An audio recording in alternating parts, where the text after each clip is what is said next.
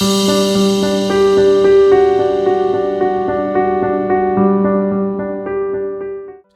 I'm Dee Anderson of the Anderson Alteration Academy. Today's video features a very narrow edging on a lace that we're going to hem using that narrow edging. And I'm going to show you a different way of raising a lace hem. It's a bit unique and it works in certain circumstances. It's worth watching and understanding. Let's get started. Hi. Today I'm working on a hem for a very beautiful dress.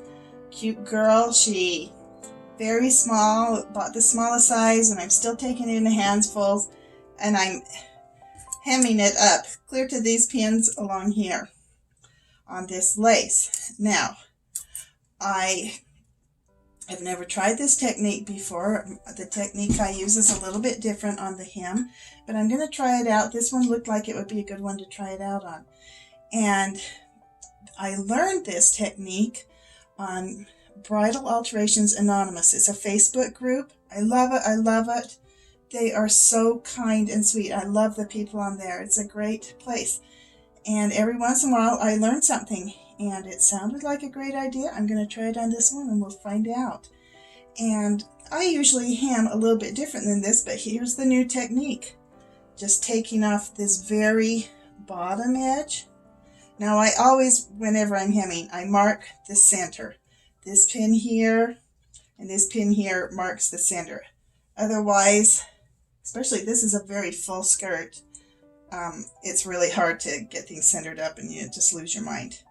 So I'm going to take it up to my pin line. I always do my pin line to the bottom of the top of the scallop.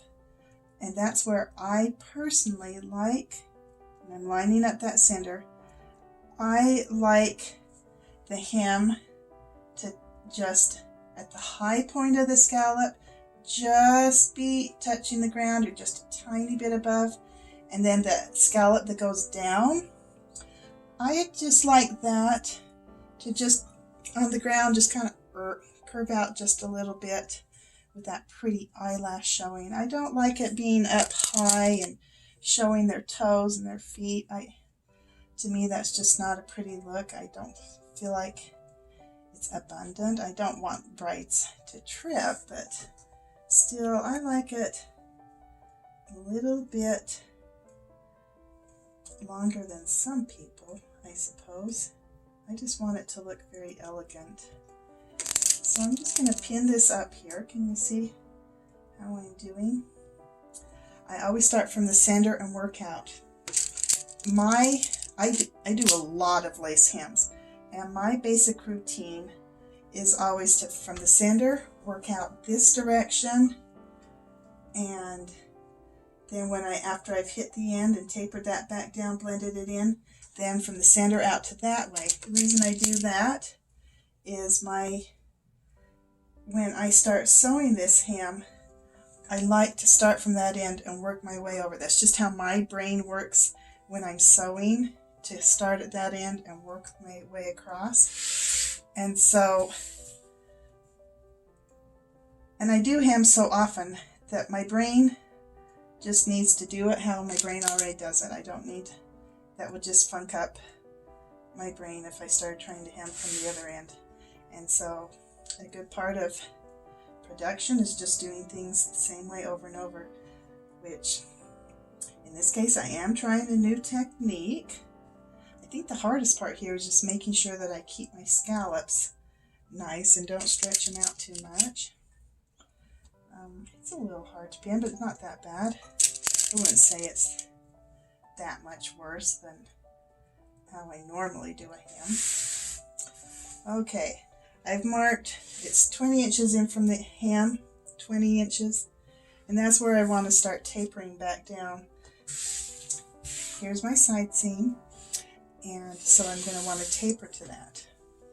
Let me get this last one that's up here at the height that we want.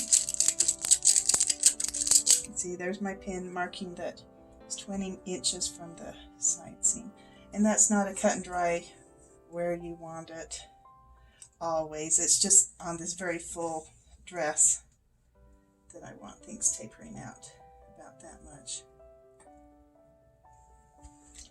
Now I don't know if you can see on the camera, but you can see places where they've put this skirt, added things, and that's not my hemming, that's just them adding fullness to this skirt.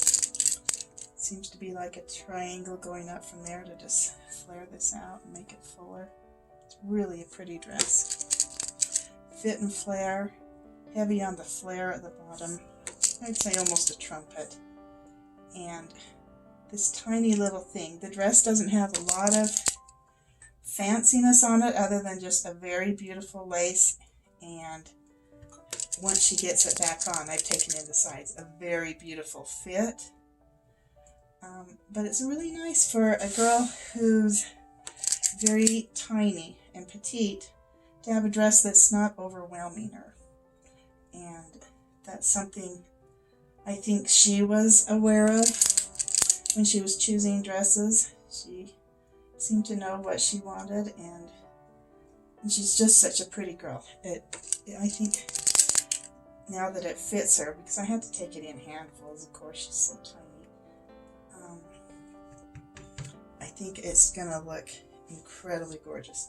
Okay, you can see how I'm tapering that in, and when I hit here, we'll have, it looks like a little bit extra. We'll just blend that in there. I'm going to start on the other side. I'll let you know what this looks like. I'll show it to you when I get it stitched up and trim all this extra off. Check it out in a minute. Bye-bye. All right, here it is done. Look, tiny little skinny girl, very short hem, and there it is. I think it's all right. I'd say, can you see that? I think the scallops look okay. I'd say the biggest issue is trimming it carefully without getting your eyelash trimmed off. Had to take it very slow. I can see situations where I would use this, but not too often. This dress worked really good because the basic lace has a very defined edge on that scallop, very easy for you, and the weave really doesn't look like it's integrated into that edging as far as the flowers and the such, and so it's easy to just pull that up. Here's where I've done the hem. That was the original, and see, it doesn't seem to make too big of a difference where that little scallop edge is as far as the rest of the design. Yeah, I'll use it once in a while, but I had to be pretty tight with my scissor work to not get that little eyelash snipped off. That was bad. But cute dress, and that's what I did today.